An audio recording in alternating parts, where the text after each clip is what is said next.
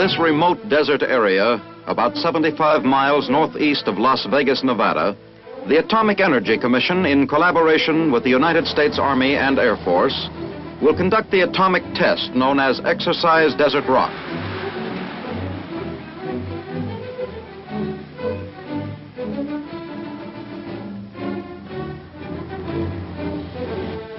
In a land where lizards and sandflies are the only living things, a tent city, Camp Desert Rock, now stands.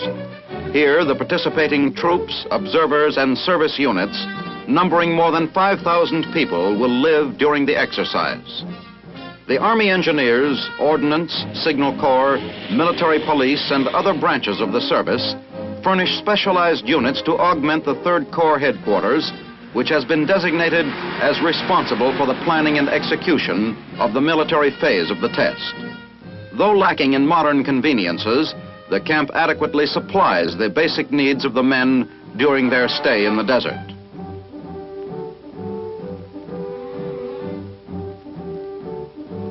The mess tents, the PX tents, the barber shop, an outdoor cafeteria, and the living quarters all combine to form a typical Army installation in the field. Since there are no wells at Camp Desert Rock, it is necessary to haul water to the camp. Vast quantities are trucked in from Indian Springs Air Force Base, 17 miles to the south. Frozen meats and poultry supplement the standard Army field ration.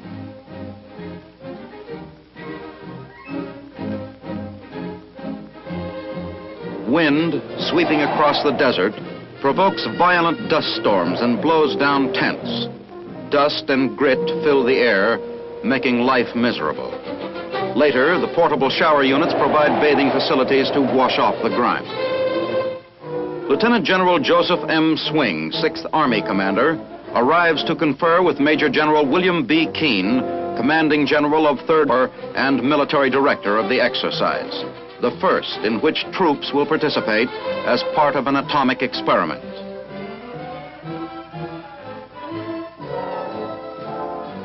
To offer a basis for military planning, a tactical situation is assumed. In the war tent at Camp Desert Rock, General Keene discusses the various aspects of the exercise with General Swing. The operations plan assumes that a strong aggressor force, estimated at 2 armies in strength, has landed on the northwest coast of the United States and is moving southeast with the intent of driving the U.S. forces ahead of them.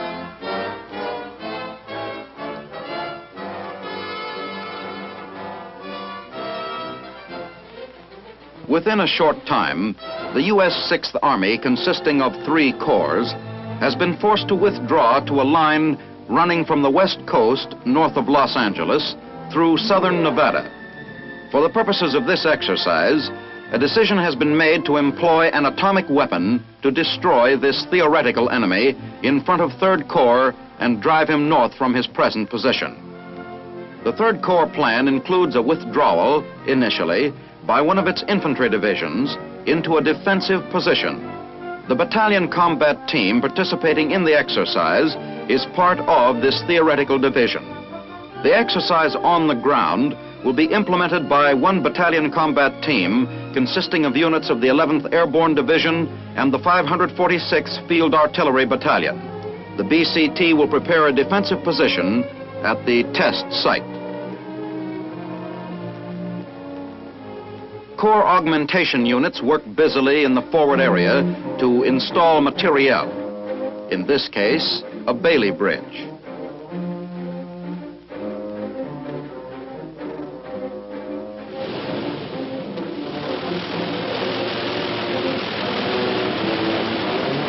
The battalion combat team arrives at Indian Springs Air Force Base with full field equipment.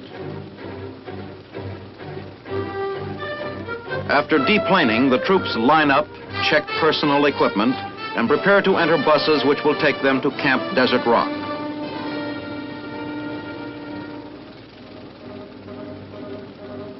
General Keene is on hand to welcome them.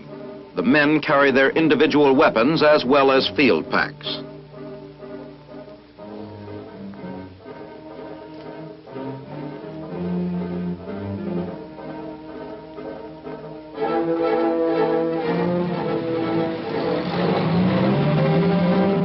During the trip from the air base to camp, the men have an opportunity to see the type of country in which they will live and work for several weeks to come.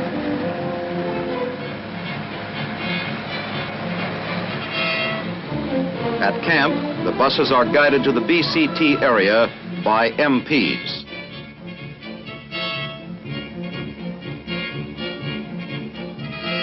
Personal equipment, weapons, and unit equipment are quickly unloaded.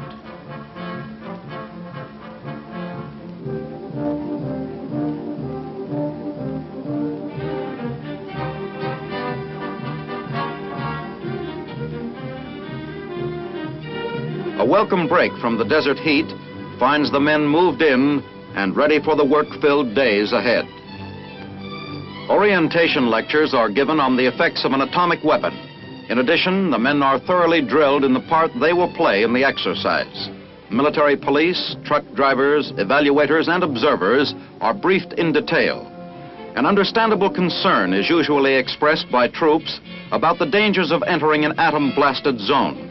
In air bursts like the one which the men will see, and the type which would normally be used against troop concentrations, no serious amount of radioactivity remains in the ground.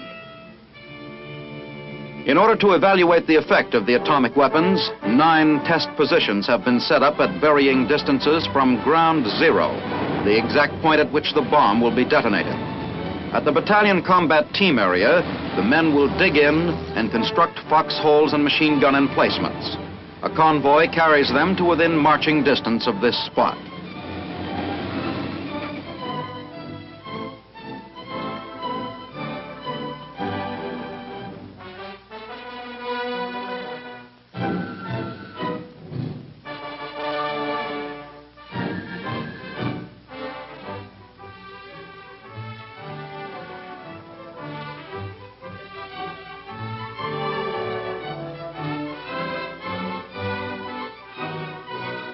Roll calls are taken frequently to ensure that no man will be left in the potentially dangerous forward area. The BCT begins preparation of its defensive position. Foxholes and gun emplacements will conform to standard Army field fortification plans.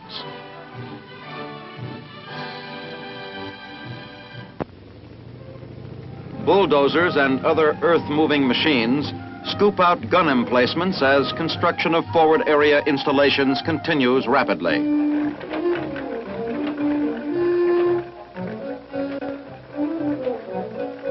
Hundreds of sandbags must be filled. Concrete pillboxes and numerous foxholes remain to be dug.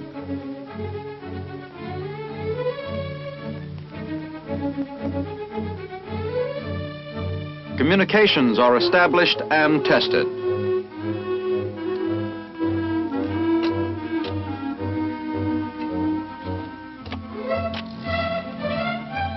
An artillery piece is maneuvered into position in one of the dug-in emplacements.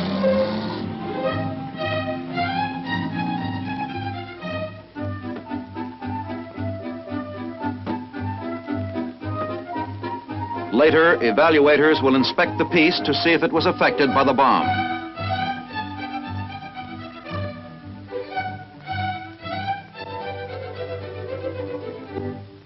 During a break, sandwiches prepared at camp are eaten on the spot before the men move on to a new position and new tasks.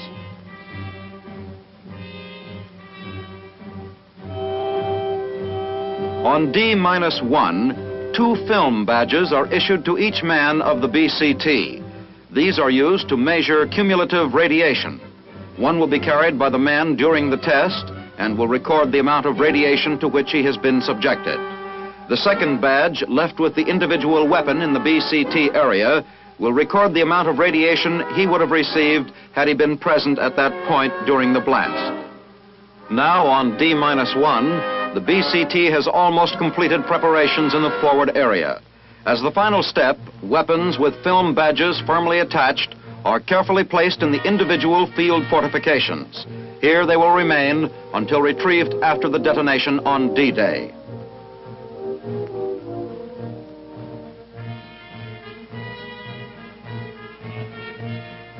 Corps augmentation units are completing the positioning of other test materiel at distances ranging from approximately 1/2 mile to 3½ miles from ground zero.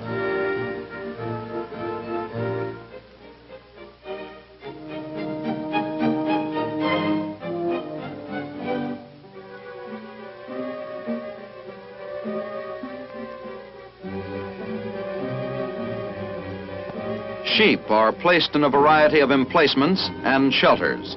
Some are placed in enclosures at ground level, while others are placed in below-ground positions.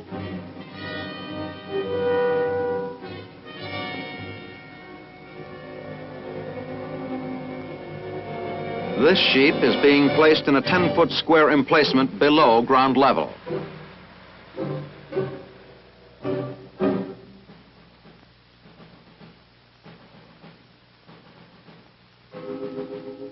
Tactically placed personnel field fortifications have been laid out to test their effectiveness against an atomic explosion.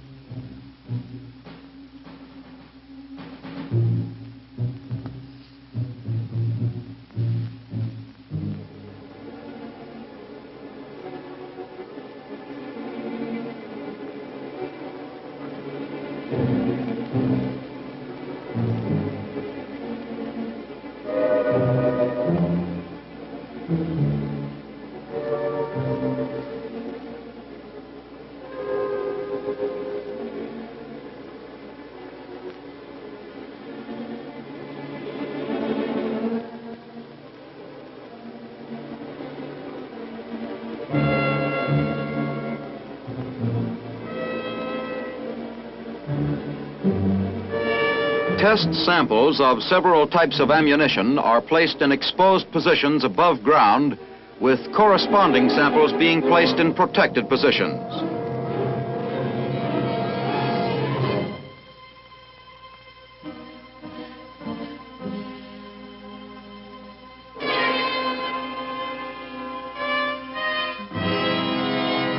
As D-1 draws to a close, all troops are withdrawn from the forward area test site, which now becomes a no man's land until after the detonation of the A-bomb on D-Day.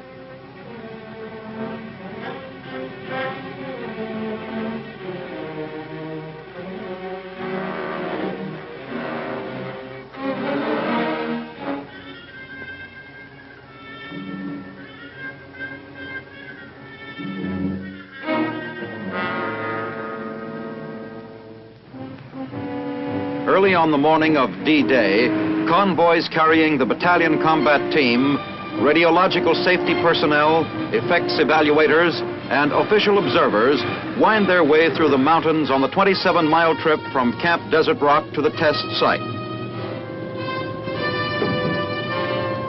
In a parking area near the observation position, the men detruck in the cold of early morning. The observation point is about 7 miles from ground zero.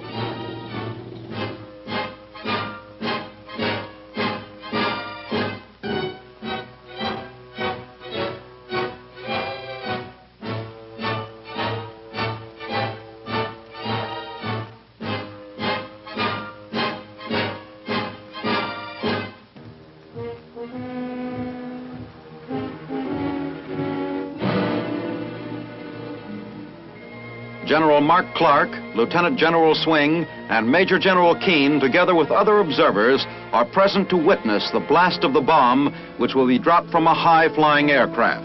High Department of Defense officials and congressional representatives await each hour. Final briefings have brought the men up to date on the various conditions of the test. It is believed they will experience less fear during the blast because they have learned that radioactive elements from air bursts are carried into the stratosphere in a cloud, where they mix rapidly with the upper air currents. The bomb will be detonated only if all predetermined requirements are met, including weather conditions. BCT personnel are interviewed to determine the effect of orientation lectures. Sergeant O'Brien, I understand you're the acting first sergeant of your company. Yes, sir, that's right. How many of your men do you think would volunteer to go up and be in one of those foxholes when the bomb went off? Oh, I'd volunteer a guess of about a half a dozen. At least half a dozen? Yes, sir. You know, that's quite a loud noise that bomb makes when it goes off. Do you think it would do you any harm? No, I don't think the noise would, sir, no. How about radiation? Do you think there's much danger from radiation? Well, radiation is the least of the worries that the men are thinking about.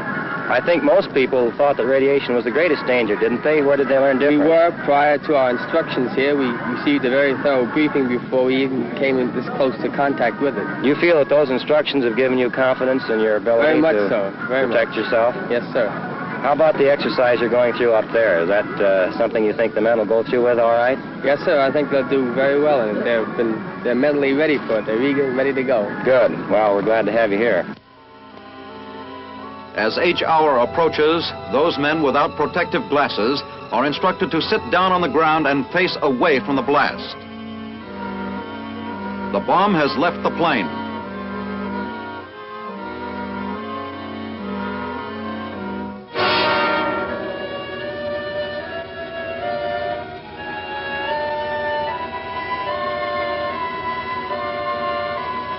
Within 30 seconds will come the thunderous roar of the explosion 7 miles away. The typical mushroom-shaped cloud boils upward.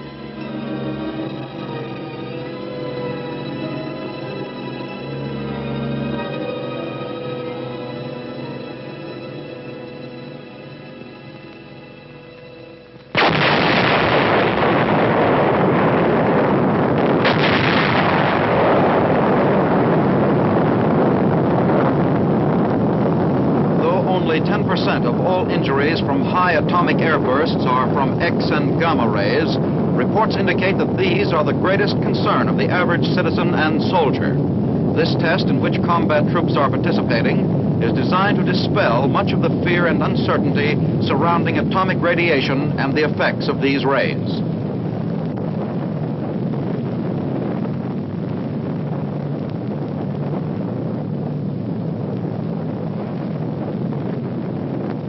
Casualties from an atomic explosion are estimated to be in the following proportions. From blast and missile, 60%. From flash burns and heat, 30%. And from radiation, 10%. Post-blast interviews are conducted. Sergeant Gutierrez, you've seen a lot of action. Tell us just exactly how this thing looked to you. Think it's much of a weapon? I think it is, sir. Tell us about it. How'd it look? Well, from my point of view, I think it's a terrific weapon, and I'd hate to be under it. Would you like to be any closer to it than you were? If I did, sir, I think I'd dig the hole a little deeper. Sergeant Brewster, can you tell us whether you think that the orientation you had for this weapon prepared you for what you saw out here? Yes, sir, it did. How about the fear that you felt? Did they prepare you against that? Yes, sir, they did. They told us enough so that, well, our fear was cut down so much more than it was before the orientation that we hardly had any fear at all. Would you have confidence that you'd be able to go right in there now and carry out your tactical mission a few Yes, minutes sir. after the blast? Yes. How close do you think, now that you've seen it, you'd be willing to be? Well, sir, I'll tell you that after I see them positions up there. Well, you know you dug some foxholes about sir. a few miles away, and you're going to see just what things look like in there. Yes, sir. What are you going to do after you look at your positions? Well, if we look at positions, we'll pick up our weapons and we'll move in toward ground zero. See what the area looks like in there and toward... Did you feel now, after it's all over, that you've had a big letdown, that there's any disappointment in this weapon? No, sir, there's no disappointment. No It's disappointment. certainly a powerful weapon. I can't understand how anything so beautiful can be so destructive. Radiological safety teams sent out to measure residual radiation report that the forward area is safe to enter. As their part of the tactical exercise, the BCT entrucks to move up to its previously prepared position.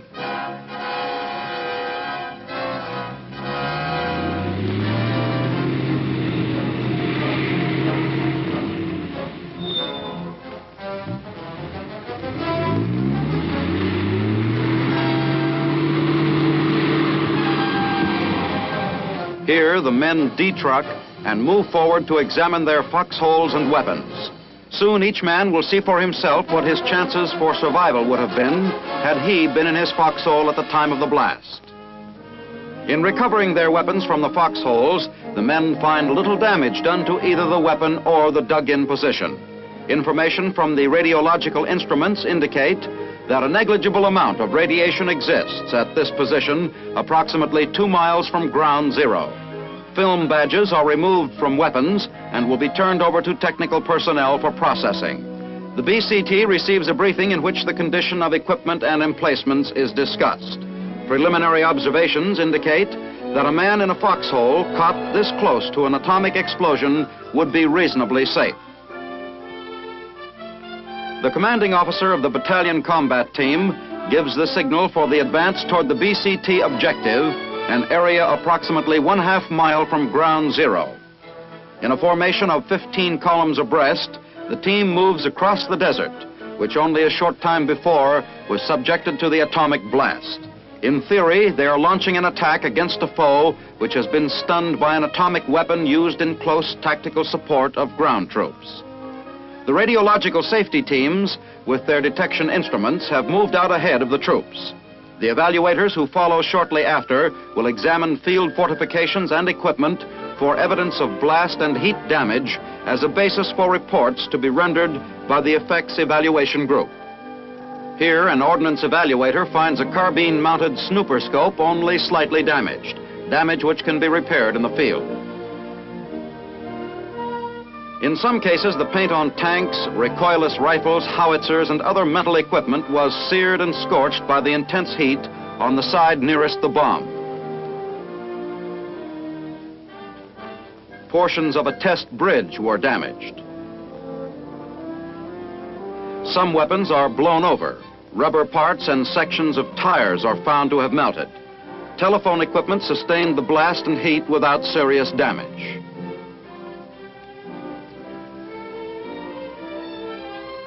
The evaluators and observers examine field fortifications and find them intact even at positions closest to ground zero, though heat has scorched wooden supports. Sheep below ground level in zigzag trenches show no visible sign of blast or heat effects. However, those in pens on the ground surface sustained wool burns. Blood samples are taken.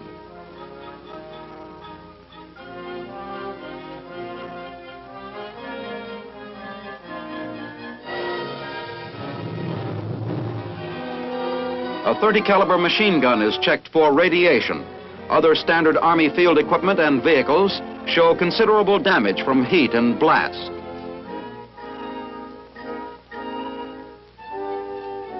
Portions of sandbags exposed to the heat were burned.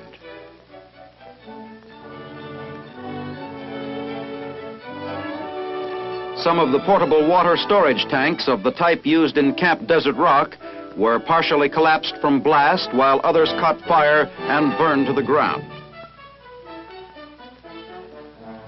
The metal canister is all that remains of a test gas mask. The canvas on vehicles was blown off and burned. Clothing on a dummy is scorched. A field desk is overturned and partially charred. At the closest position, telephone wire is blown down and the poles scorched and broken.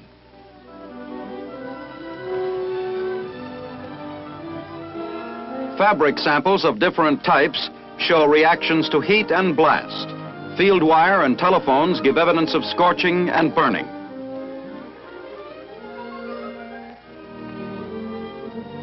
In touring the test site, it has become increasingly evident to the observers that subsurface emplacements offer considerable protection from nearly all but direct hits or low overhead bursts. The battalion combat team continues its march toward positions closer to ground zero. As they enter the blast area within an hour after the detonation, they realize the danger of radiation sickness from an air burst is slight.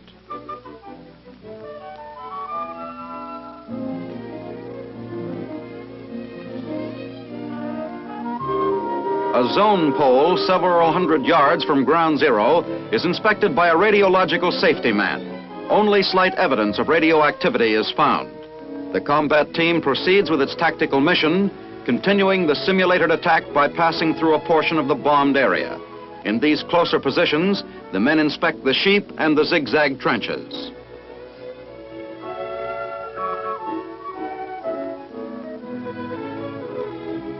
At one of the test positions, the men are briefed concerning damage to the various test positions which they have just seen. Later, the effects and evaluation group will prepare detailed reports on the results of the test for distribution to persons concerned with the tactical use and development of atomic weapons. Before entrucking for camp, VCT participants in the test are inspected with radiological detection instruments for evidence of radiation. A thorough head-to-foot examination will reveal any accumulation of radioactive material. Vigorous sweeping with a broom removes contaminated dust and dirt from shoes and clothing.